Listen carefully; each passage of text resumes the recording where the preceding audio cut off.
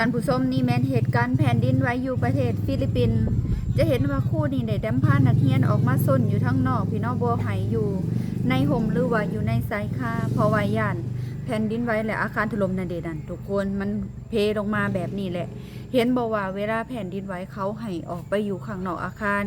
คันผู้ใดอยู่ในโรงแรมอยู่ในตึกอยู่ในหยังหลายๆสั่นให้เฝ้าลงจากโรงแรมให้ลงจากตึกออกจากห้องไปอยู่ที่โล่งที่แจ้งบ่ให้มีแนวแบบว่าสิลมมาทับได้ง่ายๆนะทุกคนให้อยู่เดินเนาะให้อยู่บอนโปร่งลงสบายอันนี้เป็นเหตุการณ์อยู่ประเทศฟิลิปปินส์เนาะทุกคนถือว่าหุ่นแห้งหลาย 7.8 ลิตรนี่อาคารถล่มได้สบายเลยเหตุการณ์ตอนมันไหวอยู่มันดาเลเนาะประเทศเมียนมาวังหันนะทุกคนที่อาคารสตงอยู่ประเทศไทยถล่มค่ะความแห้งหัน 7.1 บ่ทุกคนคันแอดจือบ่ผิดเนาะก็ยังถล่มอันนี้ 7.8 โอ้โหทุกคนมันสิแลนได้อยู่บ่คนเฮานะมันวิ่งมักหวาเลยได้นั่นน่ะ